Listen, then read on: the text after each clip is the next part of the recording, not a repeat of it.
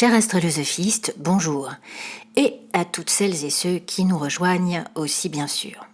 Voici la chronique sur la pleine lune du 18 mai à 27,38 du Scorpion. Comme vous le savez, la pleine lune est toujours en opposition au soleil, éclairant par là même les forces ou les polarités dans nos vies qui ont besoin de trouver un équilibre. C'est d'ailleurs assez souvent une tension compliquée, soit que nous la générions nous-mêmes ou que cela vienne de pressions extérieures. Du coup, la pratique d'une anticipation astrologique permet souvent de vivre ces remises en question avec plus de réflexion, d'analyse ou en tout cas de calme. Bon, celle-ci est en Scorpion, c'est donc une lune profondément émotionnelle qui va faire remonter à la surface des sentiments assez organiques. Et vu la configuration de ce thème, on peut avoir affaire à quelques effets mélodramatiques. La lune en Scorpion aime bien ce genre-là, le mélodrame. C'est de l'eau, certes, mais de l'eau fixe. La nôtre, bouillonnante, remuant nos obsessions encore et encore, et cette pleine lune permet justement de les filtrer, de pratiquer une bonne détoxification, de se séparer d'énergies auxquelles nous nous référons inconsciemment. C'est vraiment l'occasion de se regarder en face avec lucidité, mais sans malveillance justement, et de changer de programme. C'est un éclairage nouveau qui nous permettra de nous connaître nous-mêmes plus profondément et de comprendre les fonctionnements, les automatismes qui ont besoin d'être changés. Il existe de très bonnes méditations qui aident à rompre avec l'autodénigrement, par exemple. Je pense à Joe Dispenza, qui est devenu une référence en la matière. Je crois que la vidéo se titre « Rompre avec soi-même » justement, mais je mettrai le lien. Vous vous ferez une idée par vous-même. Il y a aussi les méditations Vipassana, qui moi me font le plus grand bien. Enfin, quel que soit votre besoin, essayez de mettre en pratique ces outils dans votre quotidien. Les résultats sont absolument remarquables, mais il faut le faire tous les jours. Le mieux, c'est de se décider pour une période d'1 mois, de 30 jours, et puis vous le faites tous les matins quand vous vous réveillez. Alors, conjoint au Soleil et donc opposé à cette pleine lune, il y a Mercure en Taureau qui donne littéralement de la voix à la Lune. On l'a vu dans la chronique sur la nouvelle lune du 4 mai, le Taureau, c'est la voix, et Mercure, ici, amène son vocabulaire, sa faconde, une véritable expression à ses obsessions, justement. Parler de son cœur, le cœur, c'est le soleil, toujours. Dire ce qu'on a sur le cœur, le partager intelligemment avec un autre. Regardez ce trigone magnifique avec Pluton, le maître de cette pleine lune. Il y a une profonde sincérité dans ses paroles, dans ses échanges. On est vrai, on est authentique. Pluton et Mercure sont assez étrangers dans la façon d'opérer, mais il faut quand même souligner que Mercure, Hermès, est l'un des 3 seuls à pouvoir se balader entre l'Olympe et l'Hadès, c'est-à-dire les enfers, sans que personne ne s'en offusque, bien au contraire. On fait appel à Mercure pour communiquer le pire, mais aussi le meilleur. Et en tant que dieu psychopompe, c'est-à-dire un dieu qui guide les âmes des morts, il est complètement à l'aise avec Pluton. De toute façon, Mercure est à l'aise partout. Il observe et comprend instantanément les us et coutumes et s'adapte. Ici, c'est la même chose. L'intensité de ce que je ressens, lune en Scorpion, opposée à ce que je pense, Mercure conjoint Soleil en Taureau, va m'autoriser à analyser calmement tout cela avec bienveillance.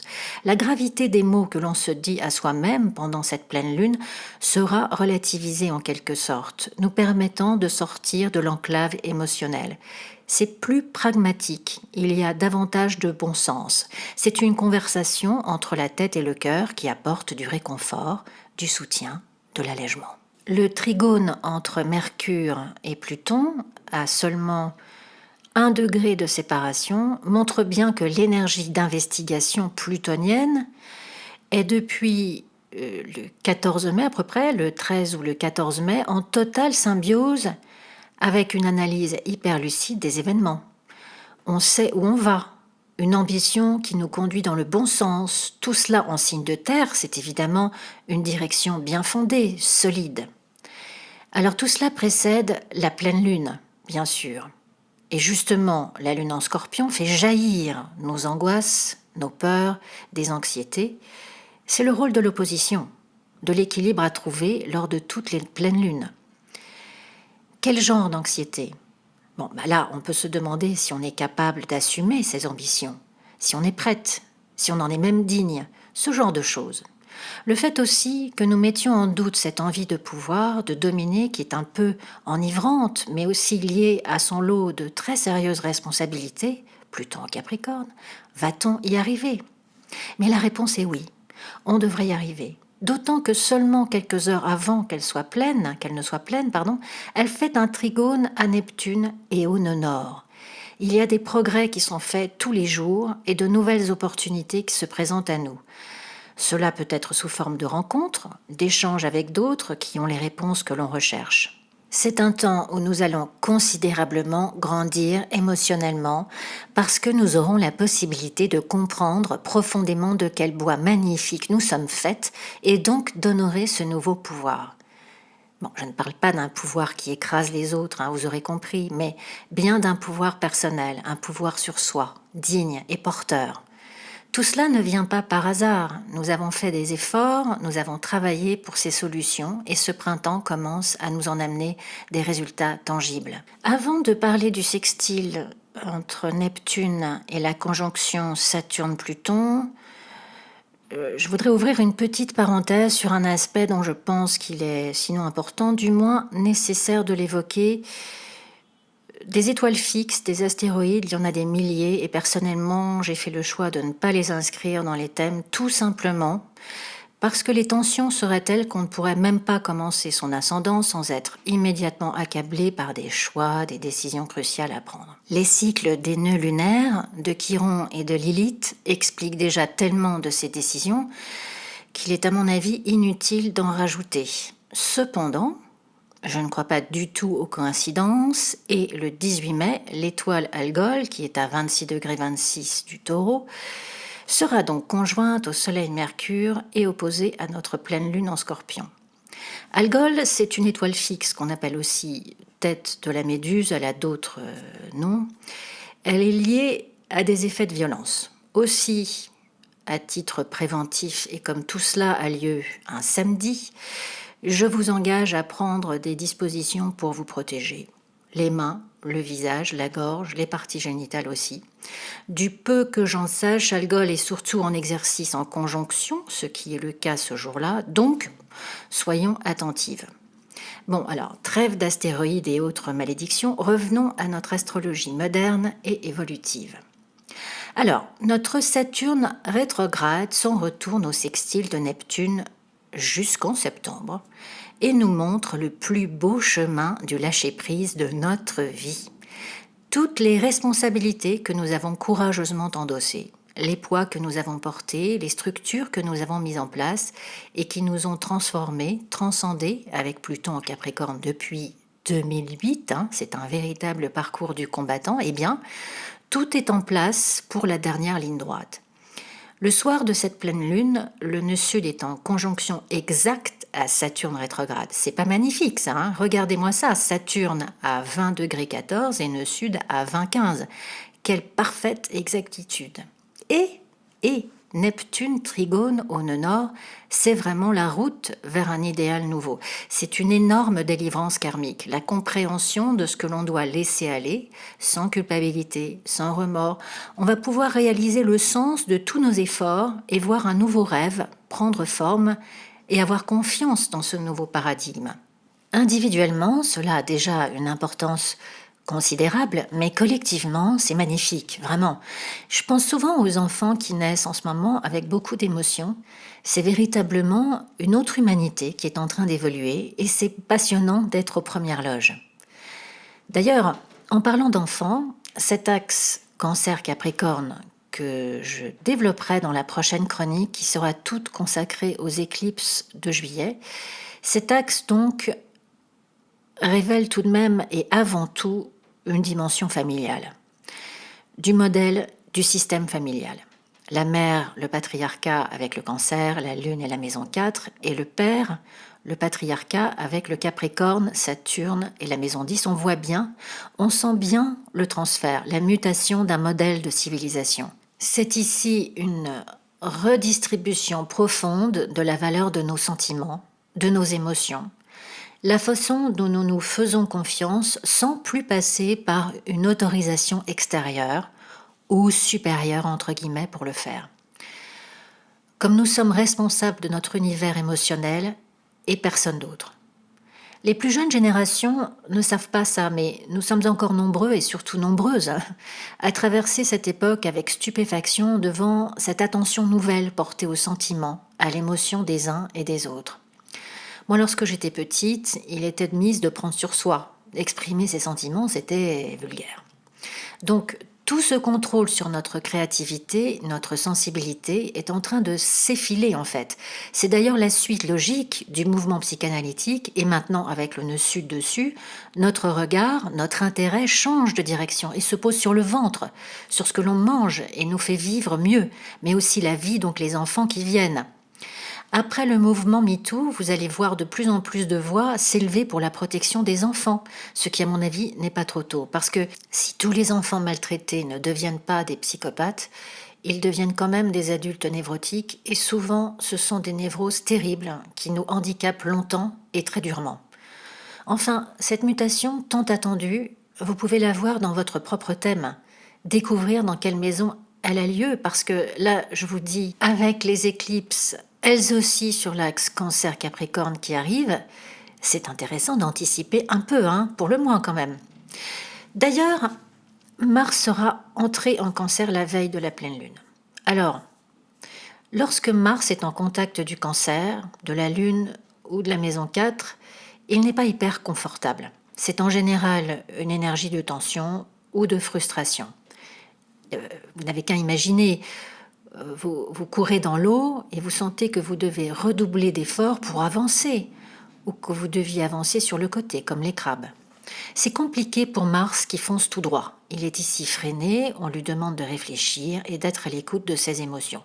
C'est pas impossible, c'est juste un autre exercice. D'autant qu'il est le maître et aussi en carré de Chiron en bélier, et là, les blessures d'enfance réapparaissent trop vivement. Il est possible que l'on soit brusquement confronté à une situation familiale douloureuse. C'est un carré croissant qui va durer plusieurs semaines. Restez juste en mode attentif si vous avez des enfants, ils n'y sont pour rien et votre frustration, votre colère pourrait leur tomber dessus, comme trop souvent c'est le cas. Trouvez conseil ou réconfort auprès d'un autre adulte. Il faut dire aussi qu'il sera conjoint au nœud nord le 15 juin, et entre le 14 et le 22 juin, il sera opposé à Saturne, Pluton et le nœud sud. Pendant la prochaine pleine lune en Sagittaire, le 17 juin en fait. Une pleine lune très compliquée d'ailleurs. Je posterai la chronique bien en avance pour pouvoir anticiper le plus tranquillement possible. Bon, mais ça commence quand même pour cette pleine lune du 18 mai. Je ne pense quand même pas que l'on doive redouter cet aspect, c'est un aspect de guérison, parce qu'on va avoir la force de comprendre, d'analyser ce qui s'est passé, de se faire aider aussi par une sœur, une amie. On voit bien ce sextile à Vénus-Uranus qui tient très bien la route. On sait qui on est avec Chiron en bélier. On sait quelle belle personne on est devenue. On connaît son identité propre aussi. Ce que va faire ce carré à Mars, c'est qu'il va activer d'anciens doutes quant à cette identité, justement, mais en restant consciente que d'anciens schémas anxiogènes sont à l'œuvre, on peut très bien traverser cette période en finissant de rompre définitivement avec ce qui nous blesse, ce qui est quand même assez exceptionnel. Il faut rester dans l'énergie de l'eau, vers Neptune, vers notre créativité. L'allégorie de l'enfant, c'est aussi nos projets, les idées géniales que nous allons réaliser. Et là, on voit bien que le sextile de Neptune ne lâche pas la conjonction Saturne-Pluton nœud sud. Elle l'accompagne avec son immense bienveillance et ses plans illimités. Ça ouvre un portail cosmique par lequel il faut absolument passer, ne serait-ce que pour vivre cette expérience exceptionnelle. C'est une énergie qui ne se reproduira pas avant des centaines d'années. Mais je m'enflamme, c'est le Jupiter en moi. Alors Jupiter, on va en parler, oui. Le carré que fait Jupiter. Mais Jupiter n'est pas fâché avec les poissons. C'est le maître historique de ce signe, et ici, en Sagittaire chez lui, il nous apprend, il nous enseigne que ce que l'on croyait, les croyances derrière lesquelles nous nous cachions, l'essentiel, eh bien, ces croyances étaient fausses. D'où toutes ces révélations et ces chamboulements au sein des structures religieuses qui, de toute façon, avec Saturne, Pluton de Sud, connaissent des heures de restructuration chirurgicale, pour le coup. Individuellement, on part à la recherche de la théosophie, la spiritualité qui nous apporte le plus. Visiblement, c'est moins dogmatique et plus ouvert aux remises en question. L'opposition à Mars est intéressante parce qu'elle suggère une recherche active d'équilibre dans sa relation aux autres. Voilà, notre chronique s'achève. J'espère que je n'ai pas été trop longue. Je ne me rends pas toujours compte de la vitesse à laquelle ça passe. Pour les signes pour lesquels cette pleine lune apporte de l'attention, on trouve bien sûr les scorpions et les taureaux du dernier décan, les gémeaux et sagittaires du premier décan, les cancers, béliers, capricornes et balance du premier décan. Attention aux enfants, mes amis, et soyez douces et bienveillantes avec vous-même. Pour les poissons, des trois décans, c'est pas mal du tout en ce moment, les vierges aussi. Le seul conseil, c'est de ne pas trop charger l'emploi du temps. Ne dites pas oui à tout par politesse, vous ne pourrez pas tout faire et faites attention aux finances.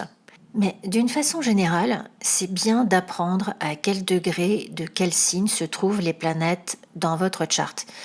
De cette façon, vous savez immédiatement si vous êtes concerné par tel ou tel aspect et à quel point. Ici, par exemple, c'est entre 1 et 5 degrés et 18 et 28 degrés. Si vous avez des planètes ou les nœuds lunaires, au Chiron, ou même Lilith sur ou entre ces degrés-là, vous serez sous l'influence directe de cette pleine lune. C'est vraiment un effort facile, il n'y a qu'une dizaine de degrés à apprendre par cœur, et c'est encore un excellent moyen de se connaître mieux. Je voudrais finir sur un très beau film qui se titre Un homme chanceux, que j'ai vu il y a quelques jours sur Netflix, et donc j'ai trouvé que le sujet se rapportait avec une acuité vraiment surprenante aux archétypes de Saturne et d'Uranus. Le fils contre le père, la modernité contre les traditions, et finalement comment tout cela s'organise et trouve sa place pour avancer quand même, avec une fin très jupitérienne. C'est un film du réalisateur danois Billy August qui avait réalisé le superbe La Maison des Esprits en 93 ou en 94, ça je sais plus, mais en tout cas je vous les conseille, c'est une façon très agréable de mieux comprendre à quel archétype planétaire on appartient. Moi, je suis très cinéphile aussi. Si vous avez des conseils de films qui se rapportent aux archétypes, à l'astrologie, à la mythologie, à la philosophie, je suis preneuse. Voilà, je vous souhaite une magnifique pleine lune et vous dis à bientôt sur Astrolosophie Café.